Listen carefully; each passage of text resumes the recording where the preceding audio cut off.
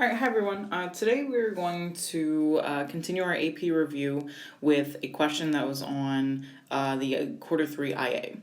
So this question, the first part of this, part A lot of you did really well on, so that does not need any review. But we do need to review part B and especially part C. So just as a quick refresh of what this question was, we have the students enrolled in honors biology at a high school were given a task of using a spreadsheet program to investigate a topic in genetics. All students in the class had similar background knowledge of the topic. Some students in the class had no spreadsheet experience, group R, and needed time to learn the program to complete the task. The rest of the students, group S, had previous spreadsheet experience and typically took less time to complete the task. Each of the histograms below show the distribution of completion times in minutes for one of the two groups. So part A was which histogram would best represent group R. So since group R needed more time to learn the program, it took them longer to complete the task. So their completion times would be higher on average than group S. So again, most of you did really well on this. Some of you, however, did not indicate the correct histogram. So again, the completion times are the big factor here. So this is time. So as time increases, that means it's taking them longer to do. So that's why this is group R, because most of the people over here took a lot longer than the people over here. So we reviewed what it would be like if we combined histograms. So in order to do part B, we have to kind of picture what would the histogram look like if we combined the data from the two groups. So essentially, what would it look like if we put the two histograms together? So we need to be careful here because we need to examine our scale and exactly where are our graphs starting and where are they stopping.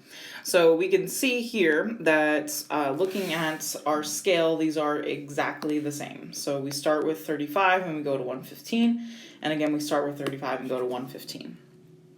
So if we put these graphs on top of each other, we're essentially transposing all of this data and we are putting it up here, and then we're putting all of this data, which starts at 95, and we're putting that up here as well. So if I draw a quick outline of what this graph is going to look like from 35 to 115, my scale 0 to 14 here, we would see that, well, since there's a smaller portion over here being put on top, we would see sort of this shape on the left-hand side. But the middle area here is a lot smaller in both of the categories, so maybe we would only go about midway for the middle areas. And then on the right-hand side, on group S, histogram 1, we have a small data set, and then group R on the right-hand side, the histogram number 2, that's a large data set. So that's going to be very similar to the left-hand side, where we have sort of this large proportion on the right-hand side. The question itself is just asking us about the shape. It's not asking us the other attributes of a distribution, such as center or spread. It's only curious about the shape.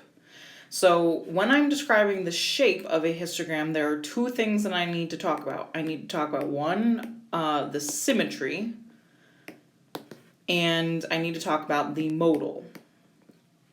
So in this problem here, I need to describe the symmetry. So whether that is symmetric, skewed left, or skewed right.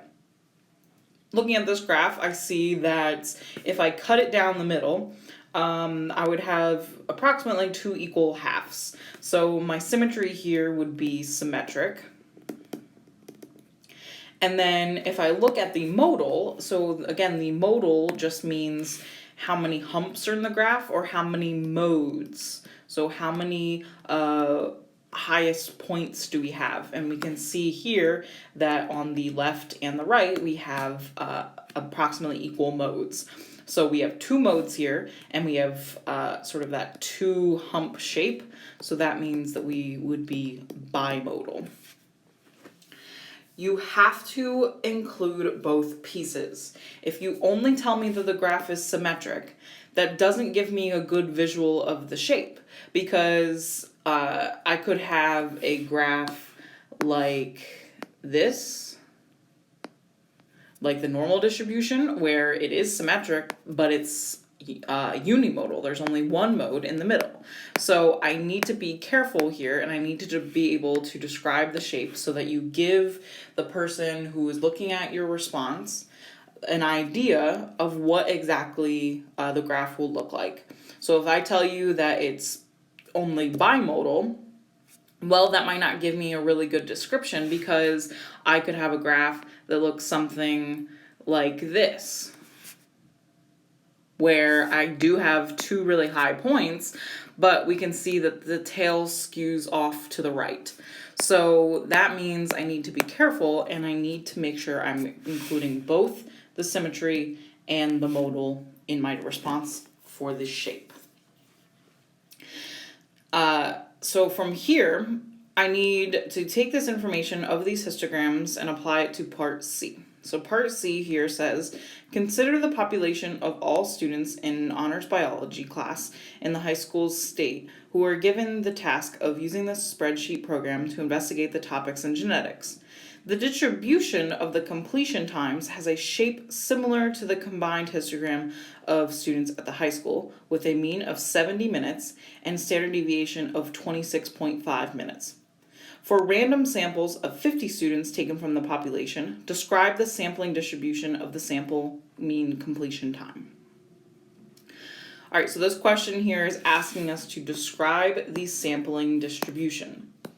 So whenever I'm asked to describe any distribution, whether that is a data distribution like the histograms above, or a sampling distribution, or a random variable distribution like we did yesterday, we need to include three things. So those three things would be our shape,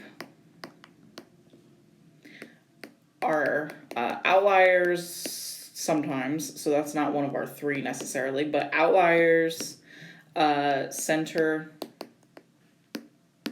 and our spread. So we just talked about the shape of the histograms above. So the histograms are a type of data distribution where we mentioned the symmetry and the modal for the shape. For the center and the spread, I could talk about anything from the mean. Let me put this in a different color. Okay, never mind. I could talk about the mean. I could talk about the median. If possible, I could talk about the standard deviation, and that would be part of the spread. Or I could talk about the range, if that's part of the spread. I need to describe both of these things. So I'm going to highlight everything that you need to describe. So you need to describe the symmetry. You need to describe the modal. You only need to describe one of these two. And then you only need to describe one of these two for a data distribution. So you kind of have a lot of free reign when it comes to describing a data distribution. However, when it comes to a sampling distribution, we need to get more specific. So yes, you need to talk about these three things, shape, center, and spread, but these are going to be even more specific. So we need to talk about the normality,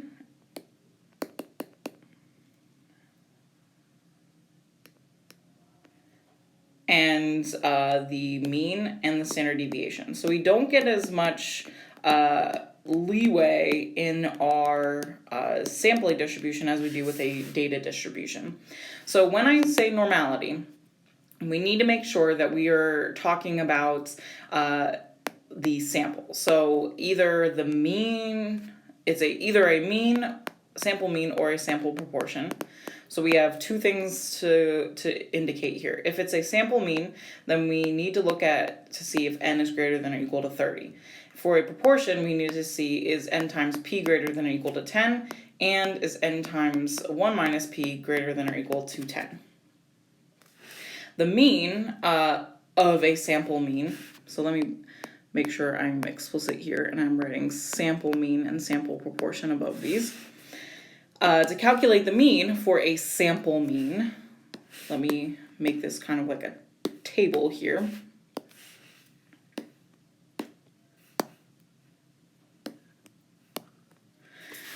If I need to calculate the mean, well, that's x bar is equal to mu, or let me write it the other way around so that's less confusing.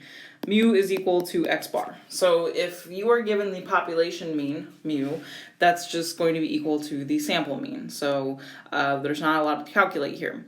The sample proportion here, so mu of p, as this is sometimes described, is just equal to our p hat here. So the mean of the population, so the mean percentage, is going to be equal to the sample percentage here. So whatever your p is, that's going to be the mean. When it comes to the standard deviation, we have a little bit more to calculate. So the standard deviation of a sample mean, so that's denoted with our sigma sub x here, and that's going to be the, sample standard deviation here is going to be equal to sigma over the square root of n. And then the sample standard deviation for a proportion is equal to p times 1 minus p over n, and the whole thing square rooted. So I need to be explicit in what I am describing in a sampling distribution. So whenever they say describe a sampling distribution, I better see these three things on your paper.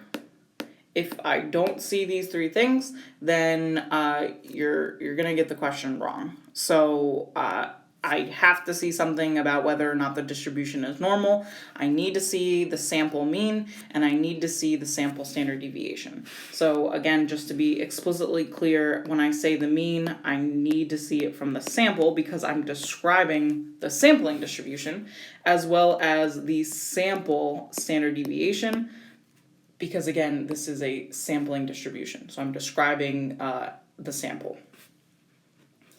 And then lastly, like we talked about yesterday, hopefully this is already in your notes, but if it's not, we can rewrite this here. So a random variable distribution,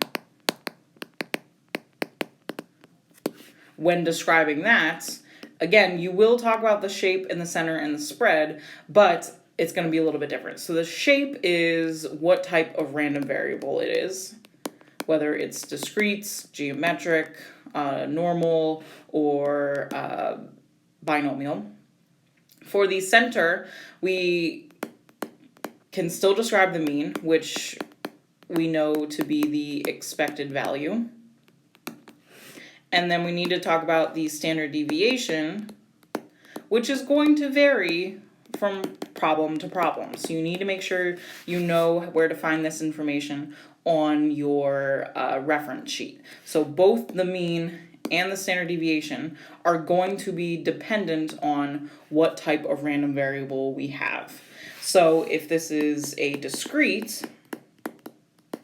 our expected value, or our mean, is equal to n times p.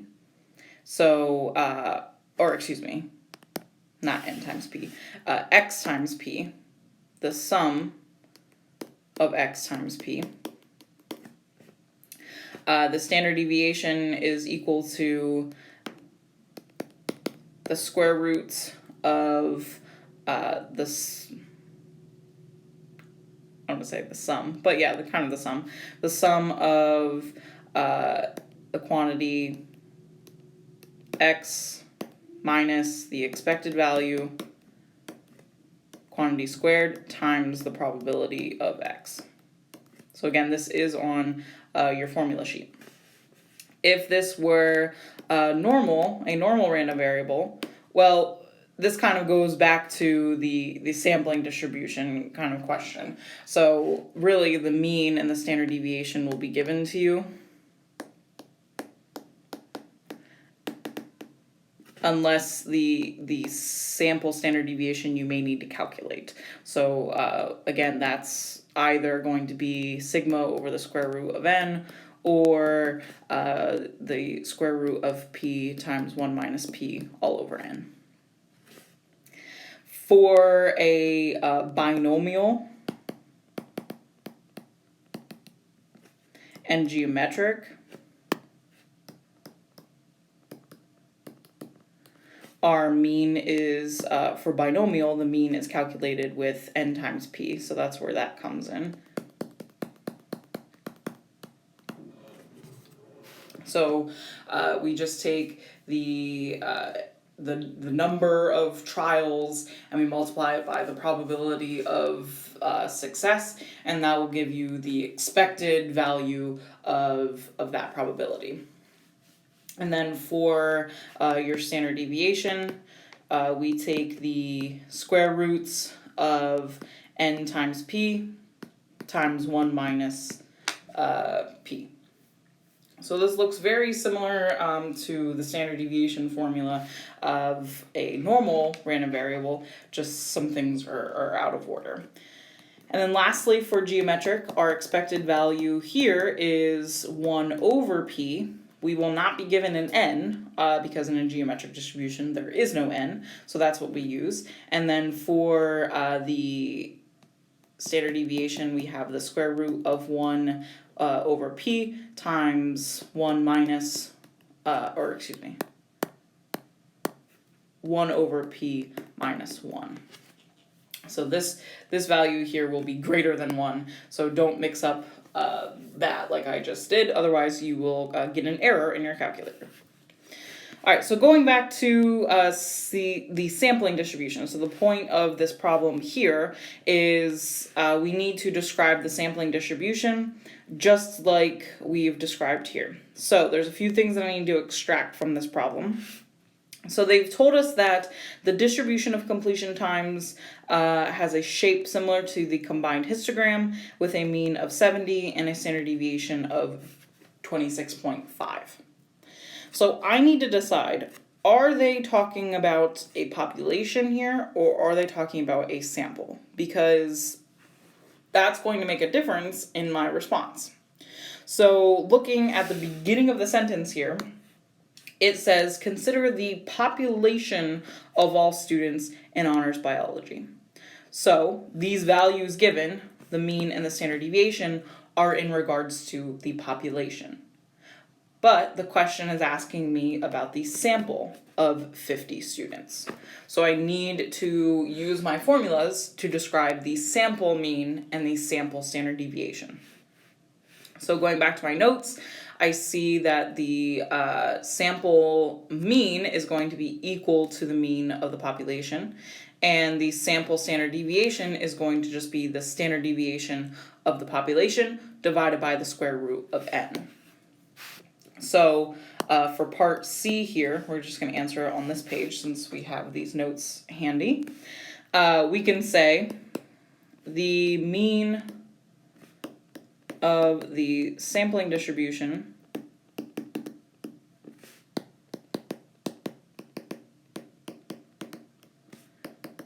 is 50, let me look at my units, I think it's minutes, no, 70 minutes, excuse me, is 70 minutes with a standard deviation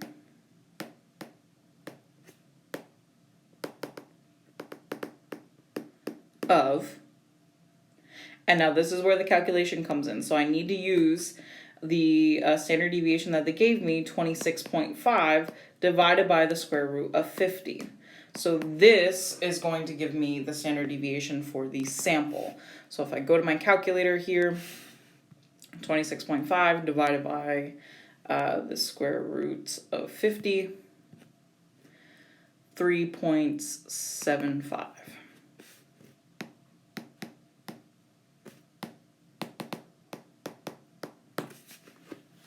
All right, so I've hit the mean, great, and I've hit the sample standard deviation. So again, the reason why I had to use this formula is because the value of 26.5 is the standard deviation of the population, and I'm being asked to describe the sample, so I need to use my formula. So the last thing that I need to describe is the shape, and that is in regards to the normality.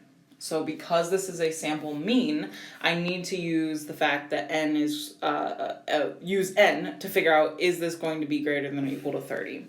So we can say, since n is equal to 50, which is greater than or equal to 30, the sampling distribution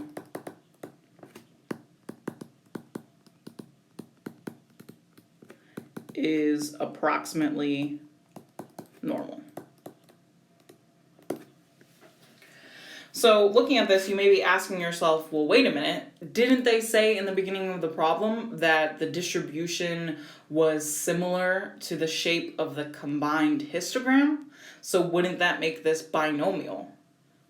However, they are asking us to find the shape of the sampling distribution. When they said in the problem that the shape has a is similar to the combined histogram of the students at the high school, they are referring to the population shape. So again, in the very beginning, they say the population. So if the population shape is bimodal, whatever that means to us, you still have to realize that they're asking you to describe the sample. So this was sort of a trick that they put it in here, but we talked about this before. If n is greater than or equal to 30, it does not matter what the population shape is. It doesn't matter if it's skewed left, skewed right. As long as n is greater than 30, the sampling distribution will be approximately normal. So please take note of this because this is something that they will use in the future, because there are lots of things that we can do with a normal distribution, but there is not a lot of things that I can do if I know that the shape is bimodal. So we need to realize that pretty much every time that they give you a sample size, you better be comparing it to 30. All right, so from here, we're going to move on to the classwork packet. So please go to the Zoom call, and we will have some CFUs and then get started on the classwork packet together. All right, have a great rest of your day, everyone.